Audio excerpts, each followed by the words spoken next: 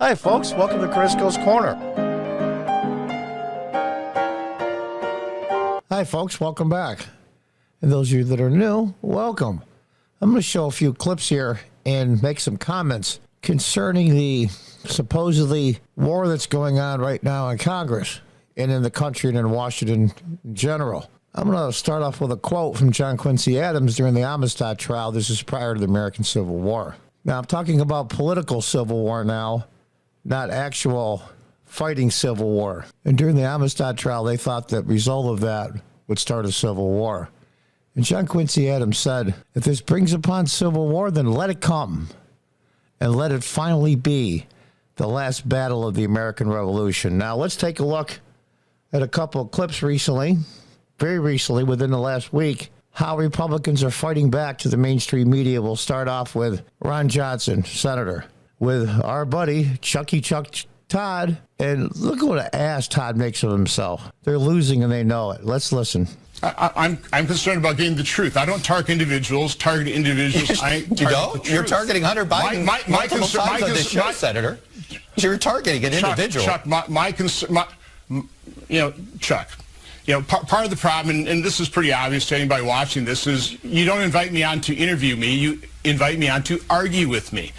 I'm just trying to lay out the facts that certainly Senator Grassley and I uncovered. They were suppressed. They were censored. They interfered in the 2020 election. Conservatives understand that. Unfortunately, liberals in the media don't. And that's part of the things that, part of the reasons our politics are inflamed is we do not have an unbiased media.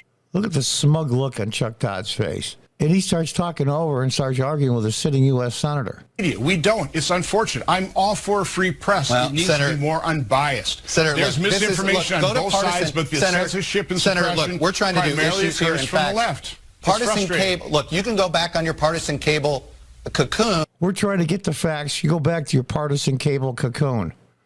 The arrogant, SOB, arrogance. And the arrogance is the part of their downfall. They're losing and they know it. They know it. Let's listen on. And talk about media bias all you want. I understand it's part of your identity. Let me move to... Now, this is a recent press conference, or at least a small one. And listen to Peter Doocy from Fox. Oh, Fox is biased. Yeah, no, he's asking a direct question. And look at the reaction on Peter Doocy's right of the female reporter. They're openly laughing now at the president. Okay. Classified material next to your Corvette. What were you thinking? I'm going to get a chance to speak on all this, God willing, soon. But as I said earlier this week, people, and by the way, my Corvette's in a locked garage. Okay, so it's not like you're... Look at, she's openly laughing. And I've seen other clips. Many of the reporters are in there are laughing too, because it is laughable. This is the President of the United States. And what's happening is, well, John, Biden's a goof and all the Democrats, this and that. Well, the fact of the matter is they've never been on the defensive like this before, because finally, conservative people, conservative media are fighting back. Even you saw the earlier clip, Ron Johnson and Chuck Grassley, he's not exactly what I would call a radical. He's even PO'd. The rank and file GOP, a lot of them, not all, of the elected officials in the Senate and the House are finally going, you know what? We better side with the so-called MAGA Republicans. And you know what? On top of that, they're right. I mean, you take a quiet, labored person who rarely raises his voice like Chuck Grassley, and you piss him off, you know you're doing something wrong. Look at this. Look at the little reporter. She's laughing. She thinks this is hysterical. Sitting out in the street. But anyway, yes, as well as my Corvette. But as I said earlier this week, people know I take classified documents and classified material seriously. Yeah, look at her laughing. Now, I'm going to show a couple of stills, and then talk a little bit of how we can fight back. A lot of this started in local school districts, and that is conservative base. Democrats like big, sweeping, overreaching government. Conservatives like local government with local solutions. And over time, these school boards, especially with the CRT and the trans issue in schools, and now transgendering children, 3, 4, 5 years old. This has gotten huge. That's why they lost the governorship in Virginia.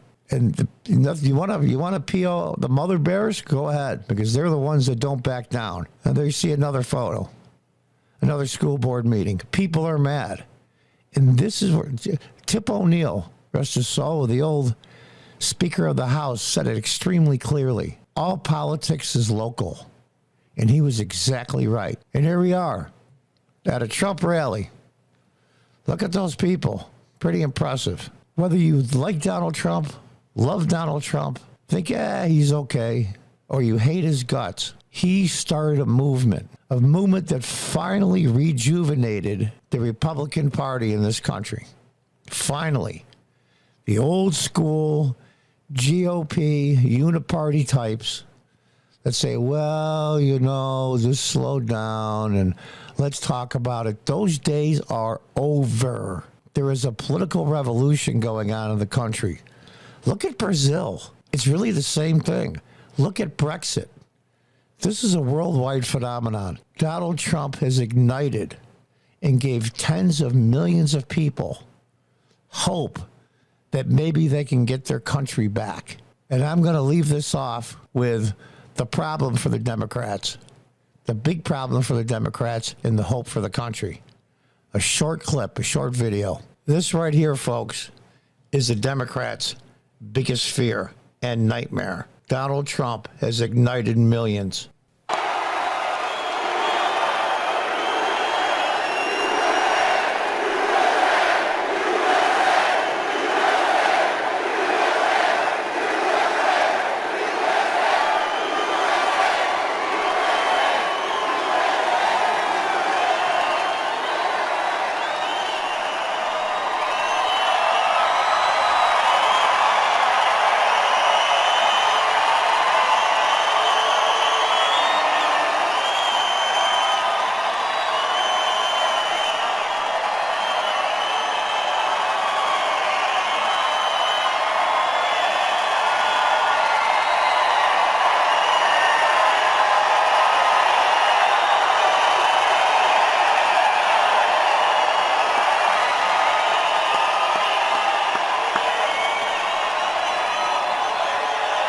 Wow, thank you, New Mexico, thank you. We love being with you. We love being with you. Incredible people, thank you very much. And a movement has started. And with all movements, it's easy to stop at the beginning. But this is picking up steam, it's rolling. And the only one that could finish this quest, so to speak, to clean out our government in Washington of worthless uniparty go-along to get-alongs is Donald Trump. Whether you like him or not, that is a statement of fact. And without Trump, this movement can't survive. It can't survive with anyone else but Trump. And that, folks, is just the way it is. Until next time, goodbye and good luck.